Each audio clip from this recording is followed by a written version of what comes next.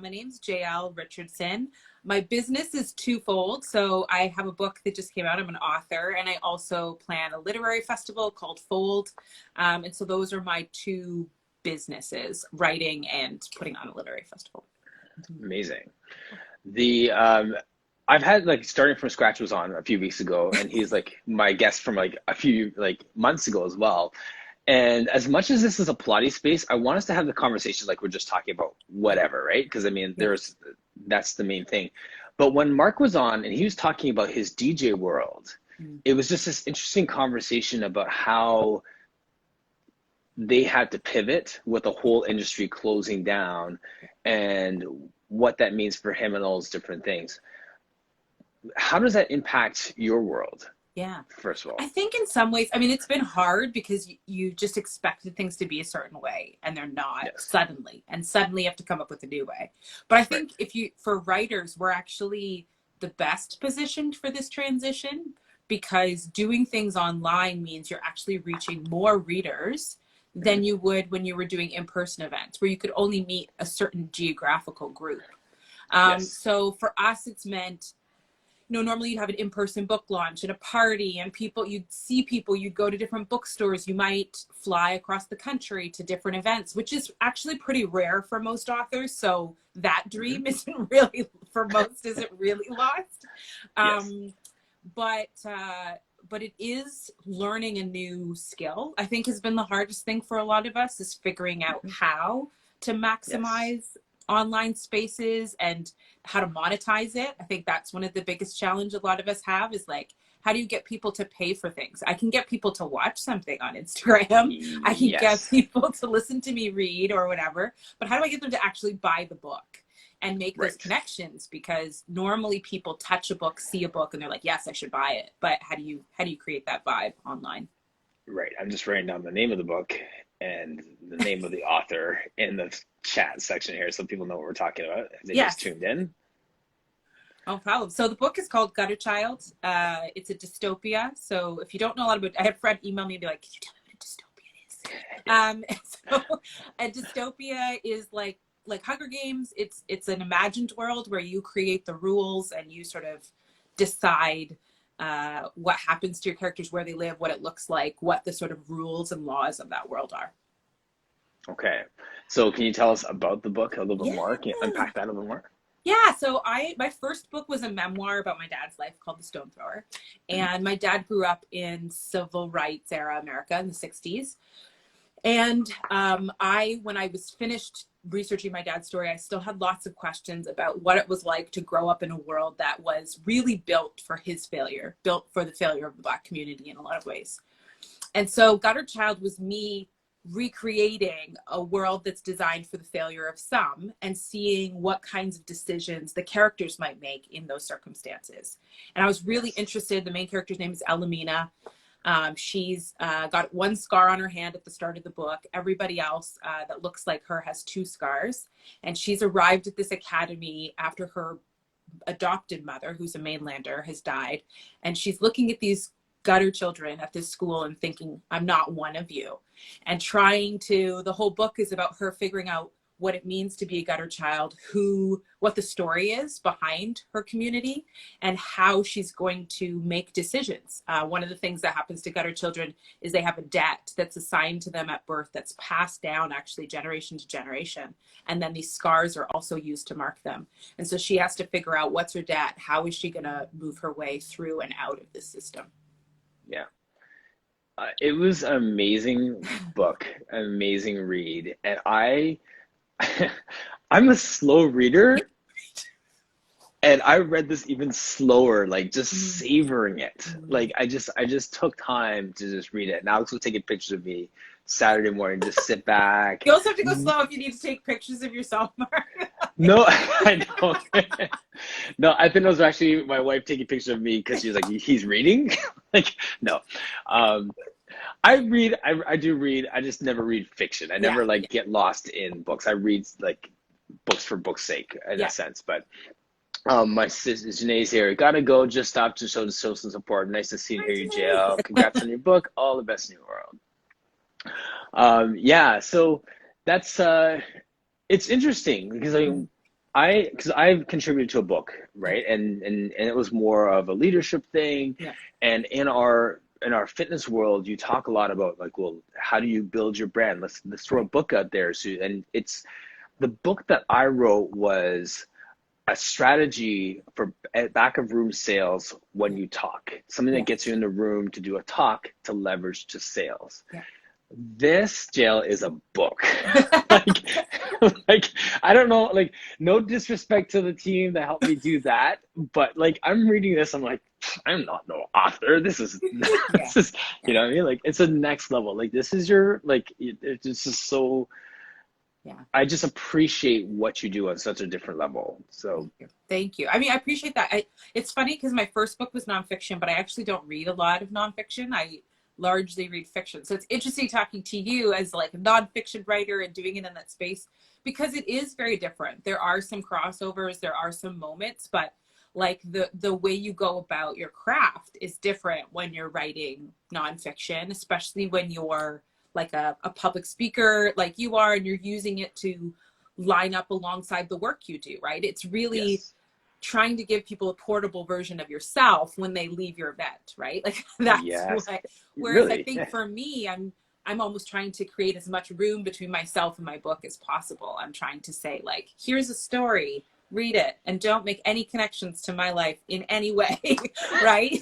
Like, right, and I think that's like fiction for me is yeah, finding the fun and the voice and the story and then getting somebody to read it. It's just the yeah, best. yeah. So, but why fiction? Like, what is it that just in brings you into that world? Yeah. Well, I think for me, when I was finished Stone Thrower, one of the reasons I always say that I started at Dystopia was because I had spent so many days, hours, weeks in research. And I was just like, I am done with like facts and Yes, research. You know, I didn't want to right. set the story like in Chicago or New York or Toronto because I didn't want to have to like research those places and go Yes, into like real history. I really wanted to experiment with fictional characters. And so Dystopia allowed me to make a world up entirely of my own imagination. All the names, all the laws, all the history like I got to make. And that yes. felt really, really fun. And That's yeah, oh, what absolutely. Well, I mean, just hearing you talk about this, on other lives, like I just hear the fun that you had in just exploring this world and doing this for 8 years. I mean, you have to look at the stuff that's happening in our world at yeah, the same time, right? yeah. So, how much of what's happening in our social climate got influenced on the pages of your book? Well, I mean, that was a disaster, to be honest. That's why Okay, my next books have to take less time because there were so many world events that were happening. And just a as, few, yeah. as I'm writing, I'm like, oh gosh, I gotta. And it wasn't so much that I wanted to be like super relevant and like Yes, respond. It's that my personal mindset about the world was changing. And so yes, what I wanted the book to say was changing. So it wasn't so much like I was writing the ending April 20th to June 20, April 2020 to June 2020, right after George Floyd and Ahmaud Arbery and the Central Park Karen, as I like to call her, that whole sequence of events that yes, led to the protests. And I was shifting, like my worldview was shifting as my mm, friends were responding to this. My worldview had already shifted as my brother-in-law was assaulted by police officers over 16 years ago. And I had this very significant mental shift back then that was yes, obviously a part of Gutter Child. But then even more so, as I saw other people responding, I felt like I needed to rethink my ending, to be honest. I had to mm, rethink what I was telling people about the world. Like, is everything okay? Is everything going to be okay? You know, all of that was in question for me. And so yes. I actually had a different ending. I had an epilogue that I took out. And Okay, not to spoil anything, but the ending is less fixed, less neatly tied okay, than it would have been because I felt like the world was not neatly tied and I didn't feel right, obligated to tie it up for people. right. Even though it's a fictional world, Yeah. you could have, Yeah. But I yeah, think it's like sort of the message when you're talking about the Black community and you give people like a happy ending or a complete ending for me that says like, yeah, don't worry. All the things you read in the pages before, like yes, Right. y'all right, you're good.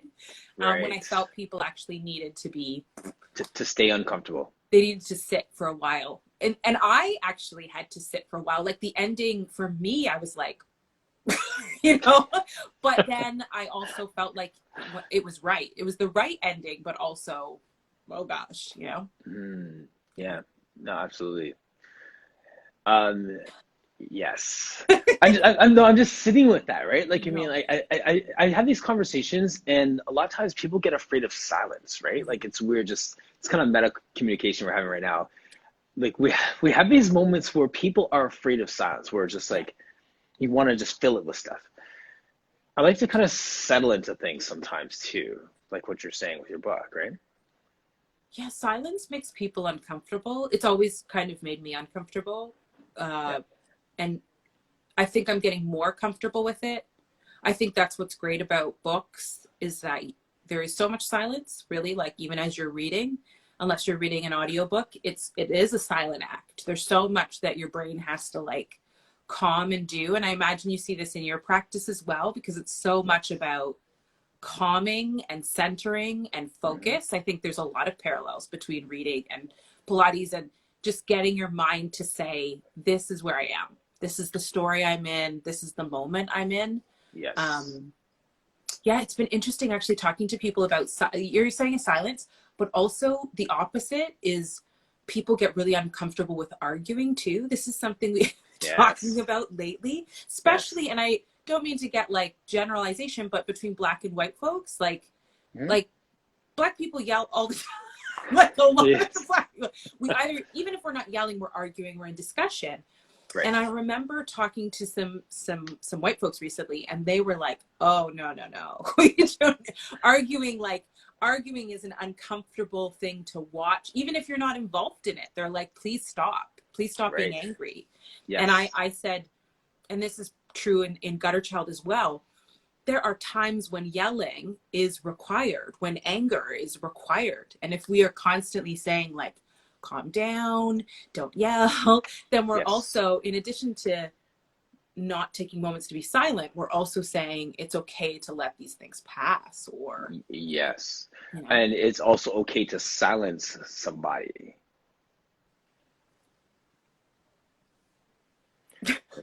And that is it breeds frustration, and yeah, that's really what happens is that we're silencing a voice. I talk a lot about conflict too. yeah, I think when we come into a place of a conflict should make a relationship richer. yeah. Yeah, and it's very difficult to find people that you can argue with and move forward with, Yes. right? So Right. often the conflict separates us and then we don't want to be around that person. But if you can Right. find the people that you can say, like, I don't like it when you do that. I don't like it. Like that thinking is off, but Hmm. you can still be in relationship with them. I mean, Yes. those are the precious ones. That's well, marriage and partnership. That's, Hmm. family in the Right. best kind of ways, because Yeah. not all families are ideal like that. But the idea that you can argue with someone and still love them and be loved by them, that is the ultimate relationship. And it's interesting because you see it, like if you think about your neighborhood, sometimes Yes. there's people in your neighborhood that you can argue with and you'll come back to and be like, yes, they voted differently than me and I can't speak to them right now, but eventually Yes. we'll be okay. And then there's Yes. others that you're like, I do not speak to them anymore. Right. Yes. Just, It's just right. it's over. Exactly. That there's a notion of like psychological safety too, right? Mhm. Like when you understand that this is a safe relationship, then those boundaries, those rules of engagement for war are different, and you know what you can and can't get away with. Yeah. And even here, like in this space, my studio is within a larger fitness facility. So the owner of the facility and myself, there's times where we butt heads on stuff, and we keep coming back to the place of, listen, we're on the same team here. We're Mhm. trying to do the same thing and do right by people, and that has given us a safety to approach things from different angles and still land at a place where it's like, I'm not trying to rob you right now, you're Yeah. not trying to rip me off, we are both trying to do what's right, and we know that we're in a safe place. So it's not even a marriage relationship, it's a business Yeah. relationship that we have that is safe enough that we can have conflict and know that we're both trying to move forward with, Yeah. you Yeah. know? And working relationships are tough. And I think what I've seen with Fold in particular Mhm. is oftentimes it's the power dynamic that can throw things off. It's the sense that one person is Yes. getting more, gaining more, taking more, and Yes. others aren't being heard, aren't being, you know. And Mhm. in the work that I do, I've really tried to say, like, I don't have to like everybody I work with, but I Right. have to genuinely care about their needs and their concerns. And so even Yes. if I don't agree with them, I have to understand the depth of their concerns so that when I say, I get that, but I'm not sure we can address that particular issue right now, they know Yes. that they've been like really heard and not Really just heard. dismissed because it's inconvenient or it's expensive or whatever it is, Right. you know.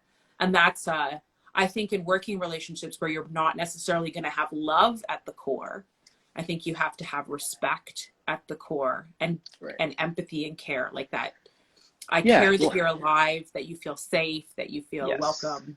Yeah, Right. because we can do I, that with I anybody. still I still feel like it is love at the core, Yeah. but it's not love for you. It's love for them. And you love Yeah. them and I love them. And I may not like you, but we both love them. So let's keep going this way. Yes, but love, not like, because that's the thing I had to come to terms with, right? Like I love my family and I like them, but like some Yes. people I work with, like I love them, but I don't like. I'm not going to hang out with them on weekends. Like that's just not Right. realistic. Right. Which is the kind of the opposite of marriage, because you could really, you love them, you don't really like them, but you're here. Yeah, the like comes in waves. It's like Right. at this point, I'm like, how much personal time have I got determines how much couple time I want, right? Yes. Like we've Yeah. been together for a long time in this one house at this Right. point, and I'm Yes. just, some days I crack a little. I'm cracking Hmm. a little. Yes. Yes. As Phil jumps in the room there, what's going on? Very cool. Yeah, no, that's so that yeah, the conflict piece is a really interesting piece, right? Yeah, Because like now how do you in your work with Fold and you yeah, have all these different authors, like you're saying, you only have this window of time where you're quote unquote relevant yeah.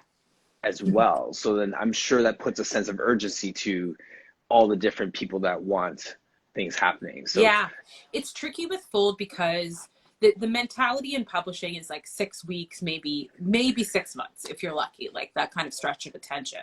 And so yes, typical literary festivals kind of say, hey, we're going to pay attention to the authors that are coming out in the next 6 months, and we're going to make it really like timely. But we yes, actually think about it a bit differently. I mean, our whole approach is underrepresented and people who we don't always hear from. So again, yes, like we were talking with relationship, my question is like not just whose book is timely, but who's also like saying things that are important, even if it's more than 6 months after their book has come out. yes. We had an author come a few years ago, Imani Barbaran, who's a Black disabled activist in the States. And she came and I don't want to say just, had a couple articles in journals at the time. She didn't even have a book. And we Mm, just felt her voice was so important and needed yes, that yeah, like, come on over. And she yeah, did.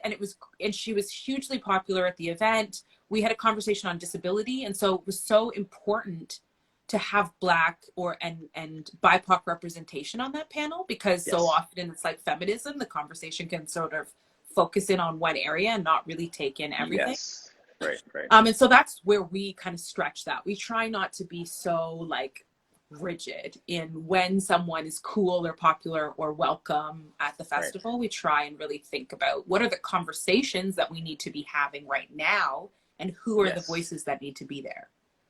Which I don't know how it works in Pilates, because I feel like, I mean, Pilates must be very white. I imagine it's very white. And I think you probably see this in your circle where you have like Pilates conferences and all the speakers are white and, everybody. And I think the the prioritization of underrepresented voices, underrepresented bodies, I would say probably in Pilates even more, like you have Yes. to have organizations that start saying, this is where we start, not these are our afterthoughts. Like, oh yeah, that list looks very white. Let's add Martin. You know, like it's got to be, you know, do we have enough different I've kinds just of been bodies? nodding for the last 7 minutes, Jill. I'm like, I feel like I probably know what that feels like. Yes, that's why you're here. That's exactly it.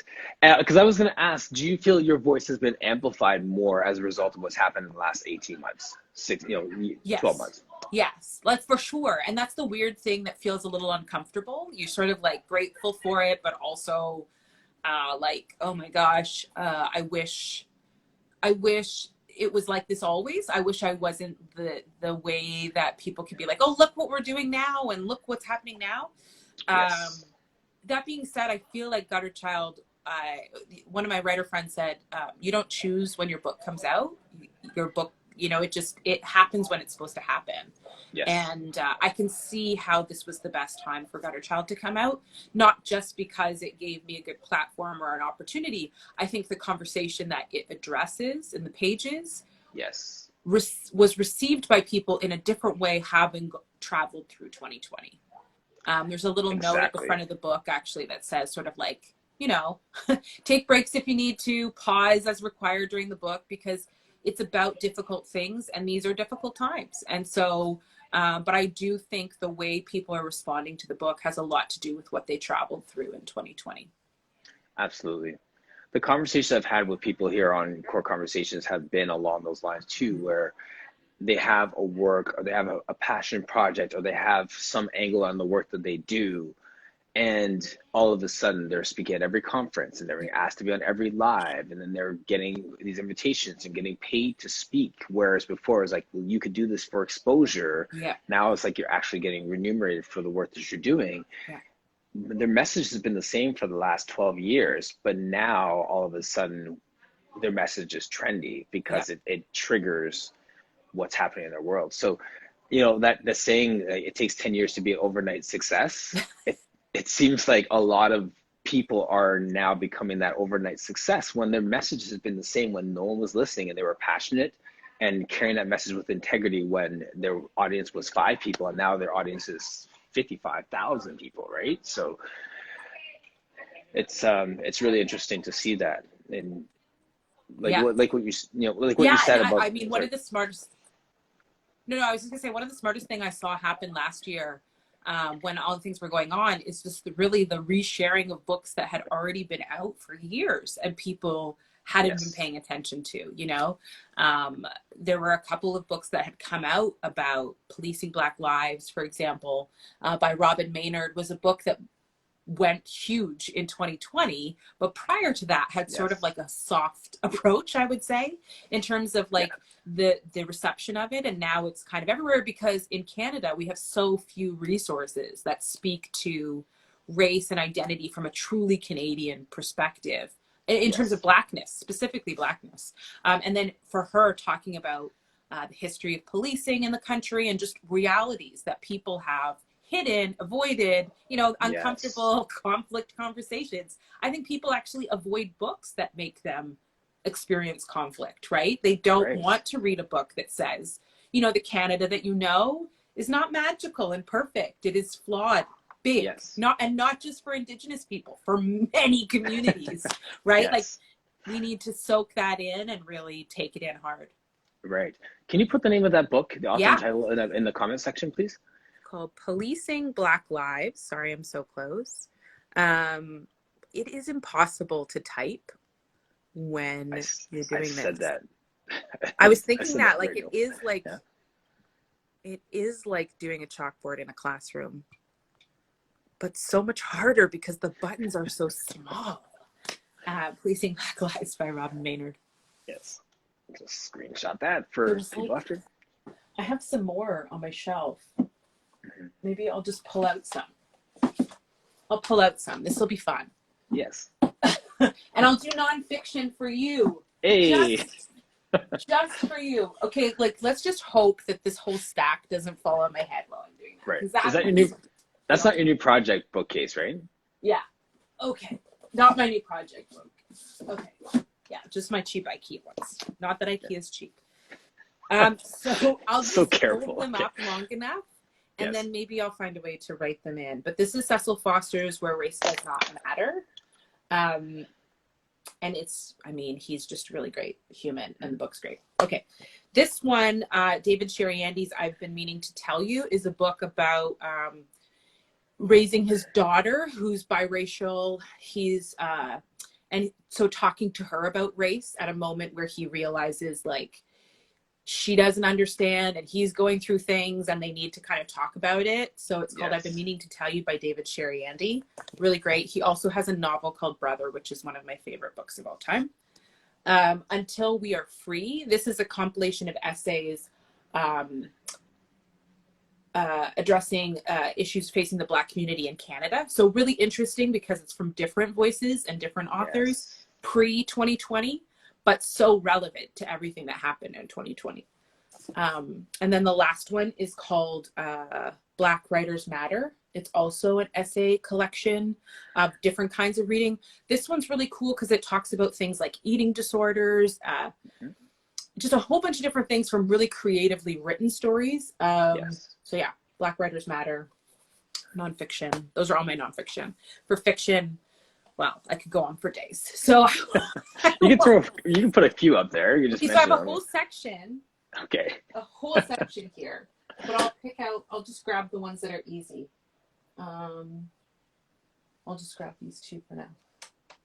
So this one is Brother by David Sheriandi, which I already mentioned. Yep. This one I was really excited because I got it because I was on Q. I recommend books on Q.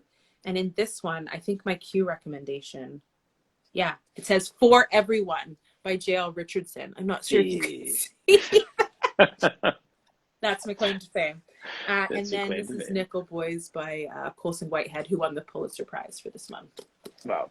Phil was just saying how excited you got just the second you turned to your left for nonfiction. For fiction, sorry. Yes. But I can't pull them all out and I can't talk about all of them quickly. And those were just two dudes and I should have had some women in there. But anyways, it's fine. It's fine. Gutter child. You know? Gutter child. That Yeah. is so fun. Martin Phil's just got in the room too. Two black to like this is kind of a fun Pilates fact. Mm. He is a black male Pilates instructor in Toronto. Mm. I thought I was the only black male Pilates instructor named Martin in the GTA. Isn't it so nice when you find someone else though? Because it's like you can honestly move into conversations you just couldn't have before because there's so much to just like with somebody else you have to like lay the foundation and sort of explain and like where you are. But you can just skip all that. Hey, Martin, we are Toronto Pilates black. Like let's get to something new. I remember Yes. an Indigenous author saying once, I can't wait till we get past the point where we have to convince people that our lives and water are where we can stop convincing people of that because they've been addressed and we can actually start talking about how Indigenous practices can influence economics and health and all these things. But so Yes. much of our work and our time is spent advocating, fighting about the very basics that we don't get to Yes. like what else we can do. Like you and other Black Martin Pilates can probably come up with like magic for your industry if you just got together and were given room. Right. Yes. Yes. It's so true, right? So Yeah.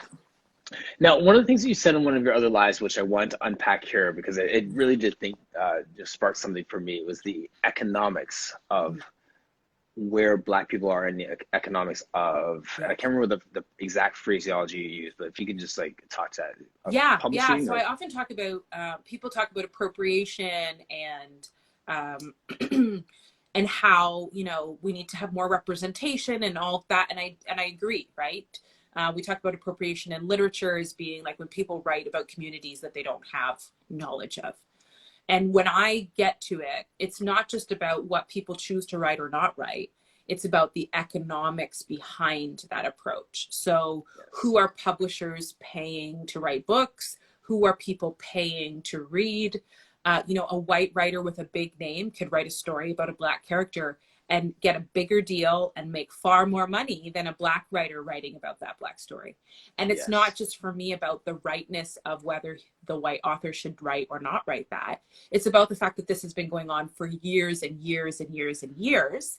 And Right. economically, writers from marginalized communities are further behind, right? They don't get the same advances, same opportunities, etc. They get barriers like people don't know how to pronounce their name and they can't remember how to spell it. And so there's all these systemic barriers that exist. And if we don't think about the economics of it, that's where we're failing, honestly. I'm not saying we can Yes. fix everything that's happened before, but we can certainly make better economic decisions that are more equitable, are more beneficial, honestly, for the industry. We can do that now and going forward. And that's sort of what Yes. I want people to think about when they're talking about keynote speakers is a great one to think Hmm. about, because in every industry it's different, but there's usually a typical keynote speaker. And that Right. keynote speaker gets paid an exceptional amount of money.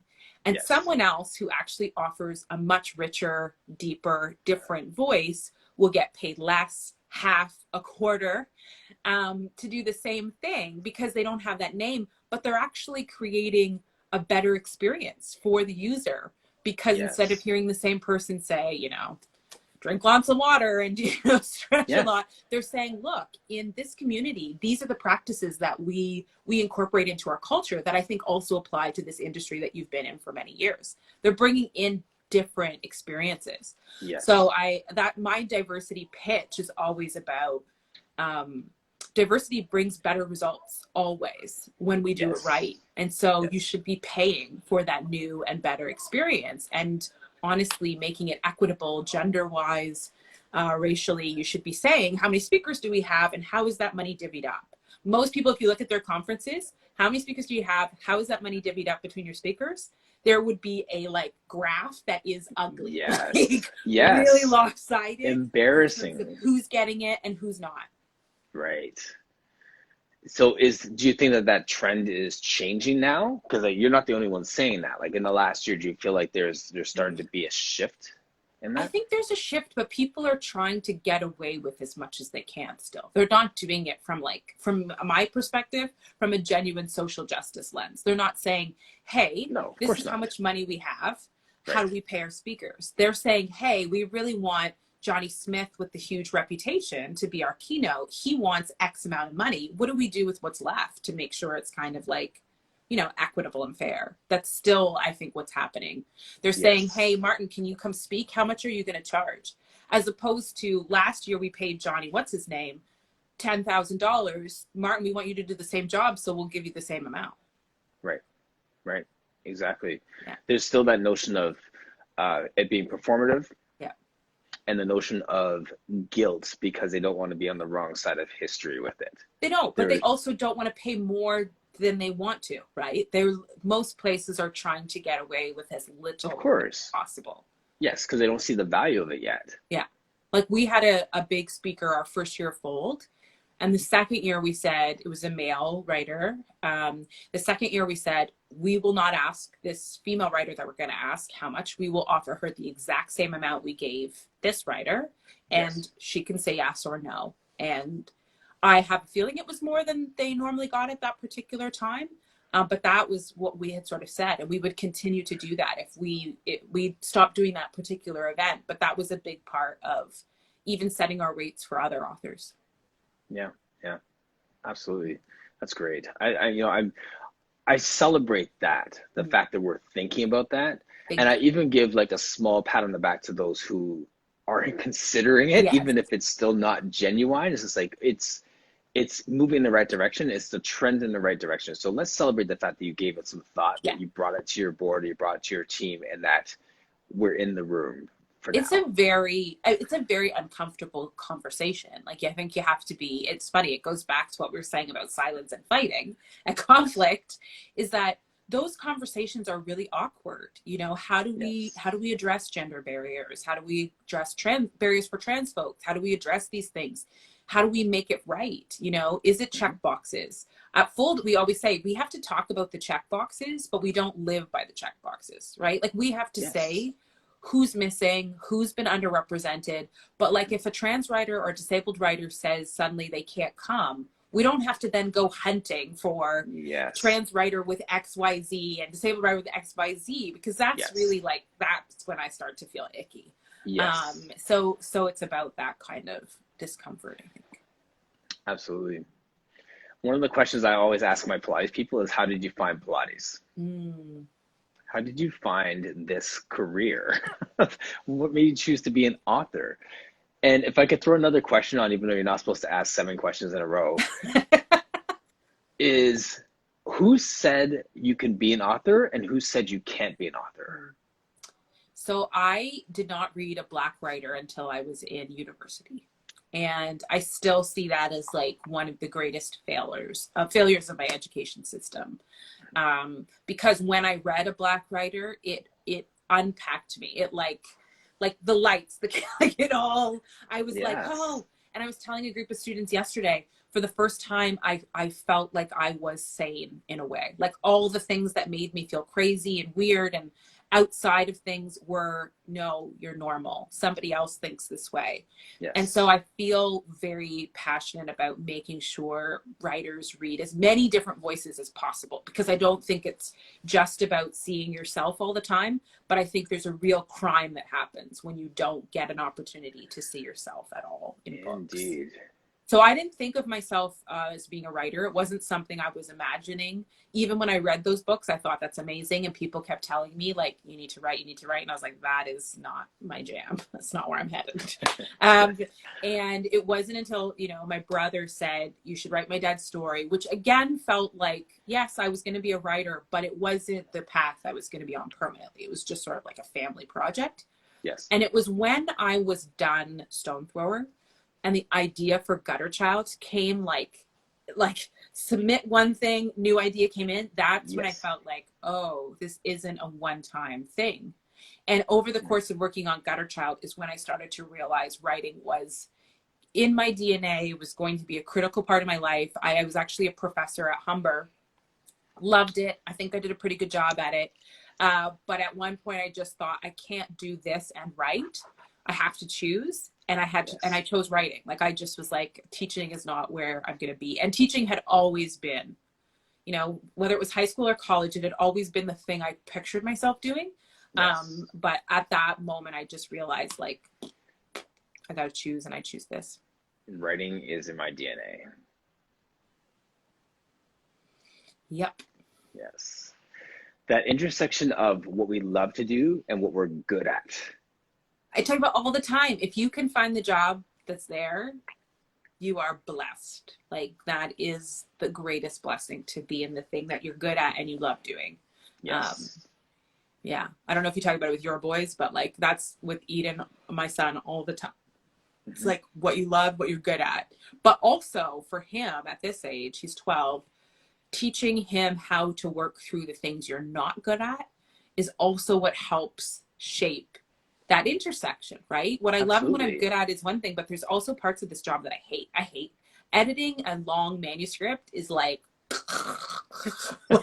a brain sucking exercise. Yes. And so it's honestly those math classes in grade 9, 10, 11, 12 that I think about when I'm editing. I'm like, I've done hard things. I can do this. I passed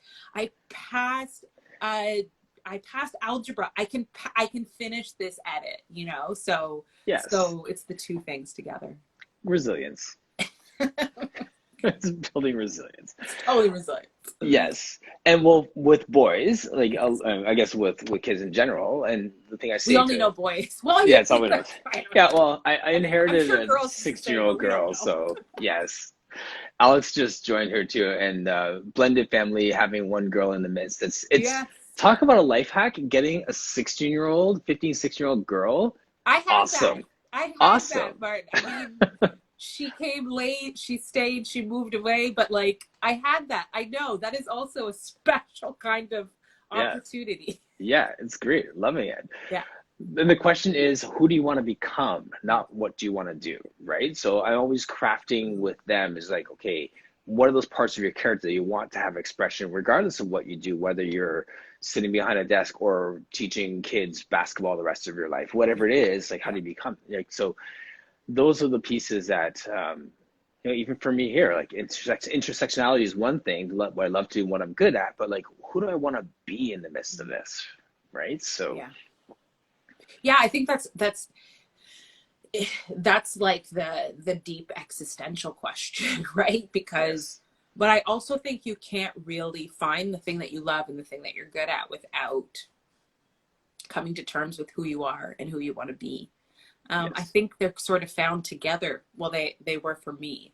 You Mm-hmm. know, I found writing, I found fold, I found the work that I wanted to do, but I couldn't do that work without being open to being the best version of myself, to say cliche, but also Yep. to be a person who was ongoing in that effort. I think for Yes. work, fold work more than writing, I've realized that I would need to be constantly shifting my worldview and my world perspective, and constantly like, you know, like those Just cameras that navigating it. automatically like follow where you go. It's like Yes. that. Like, okay, I've watched this movie, I've read this book, I've heard this news article. Okay, how do I line up my life with that information? What Yes. do I do about that is the question now. And Right. that's for me, fold requires me to do that, because if I'm not, Mhm. the whole purpose is to pay attention to people no one else is paying attention to. And if I don't think that through all the time because it's constantly shifting, then I'm not the Right. person I want to be or doing good work either. Yeah, yeah, yeah. That's good stuff. Yeah. Phil just put a comment here. Can you get your life Oscar being a supporting role, or do you need to be the star of the story to have purpose? Mm. That's a that's a deep question, Phil. That's a deep question, Phil. Like, I don't know. I think I think there's a couple things. I think there's different roles in different spaces that you're involved in, right? Your home, your work, absolutely. so in your home, you cannot function being the star of the show. Like, that's never going to work. Right. You cannot. So that's an Right. easy one. Definite no. I think, I think in my work, I've had to figure out the moments where I have to be willing to be the star, and also the moments where I have to be Core willing to sit back. conversations.